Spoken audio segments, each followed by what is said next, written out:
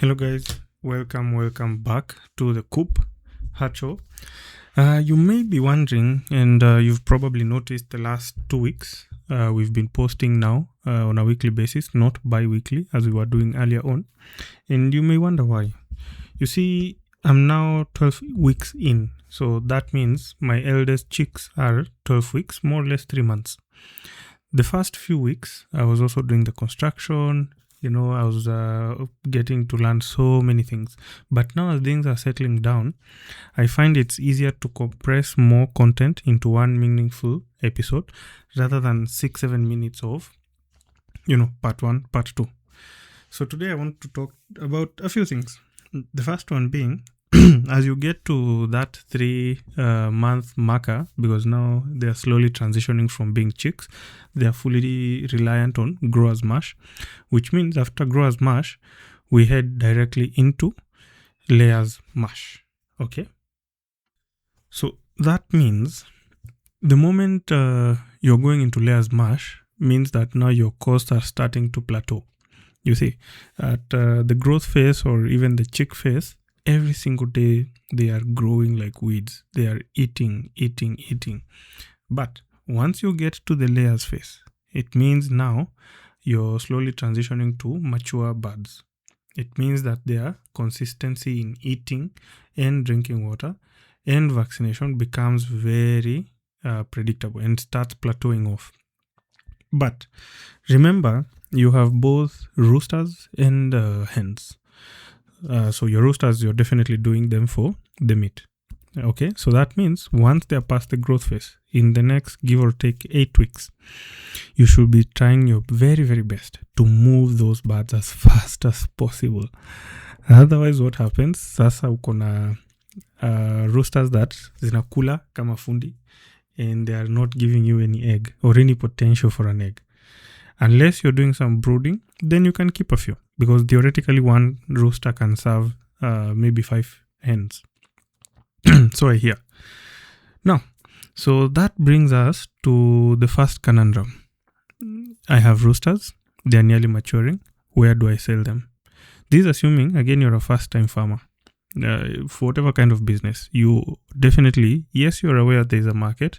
You're aware it's in demand.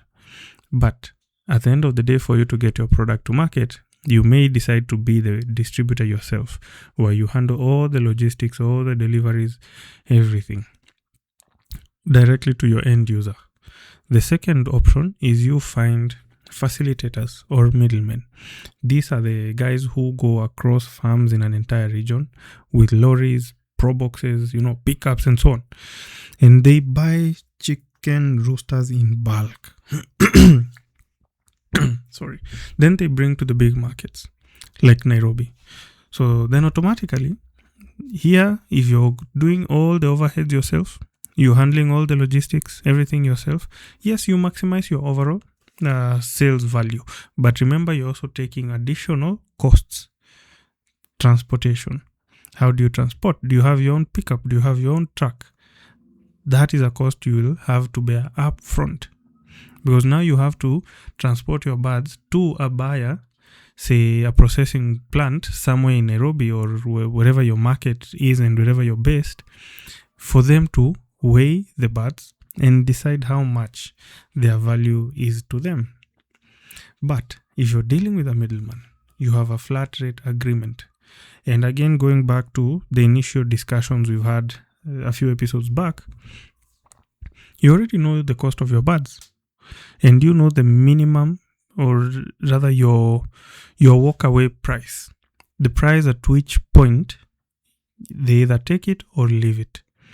So that means you have your window for negotiation. And remember, so does the middleman or the facilitator.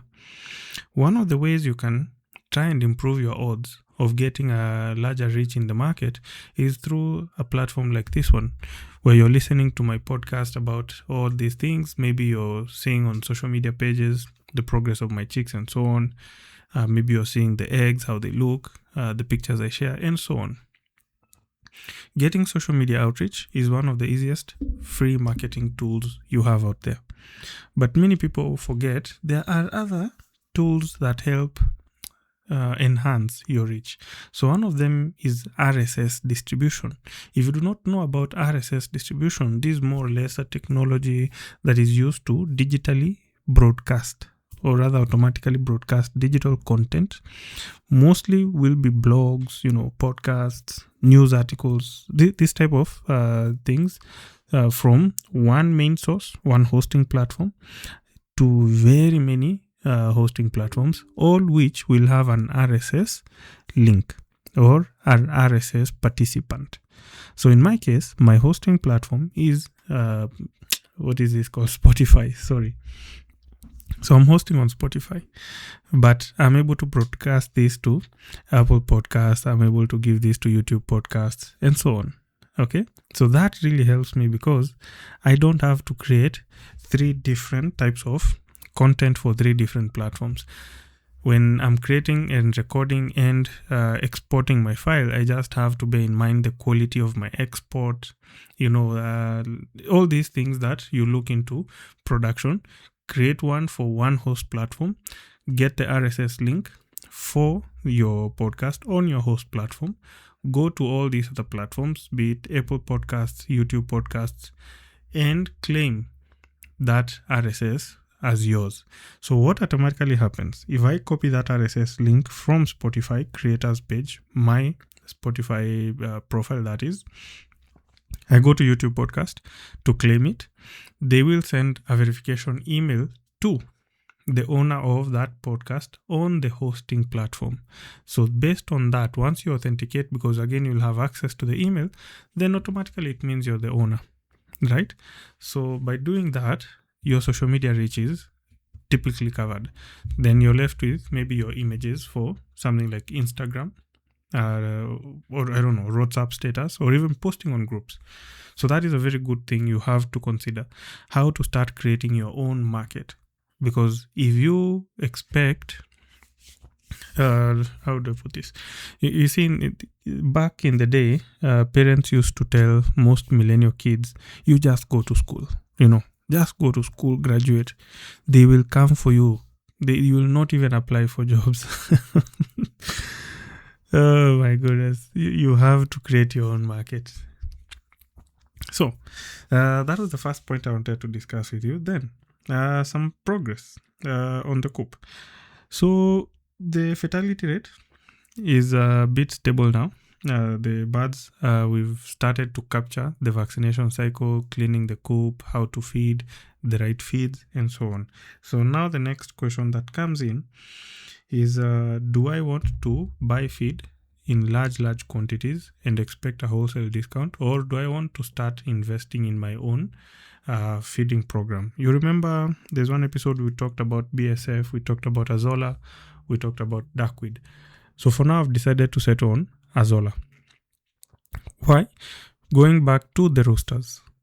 You see, the roosters, you just want them to gain weight, get big, and stay healthy. Then you're able to supply them into your market, into all your customers, right? Azola will help you do exactly that. It will also help you lower your overall cost of production, because if you're relying on purely store-bought feed, it means at some point you're also feeding roosters the same growers mash that you're giving your layers. And remember that mash is not that cheap. It is expensive. So it is very important for you to do that. Now, in the next episode, this one I'll want to end it within the next 20-30 seconds. In the next episode, I'll walk you through step by step of exactly how I have approached Azola, what's the plan, how I want to be harvesting it, and what is the size of my trough. That is where I'll be growing Azola. I'll also come with a few fun facts on Azola. And as to why I did not take BSF or duckweed, I'll also explain that to you. Remember, if you like the episode, if you like the content, don't forget to like, share, and subscribe to the channel. I'll catch you guys on the next episode. Cheers.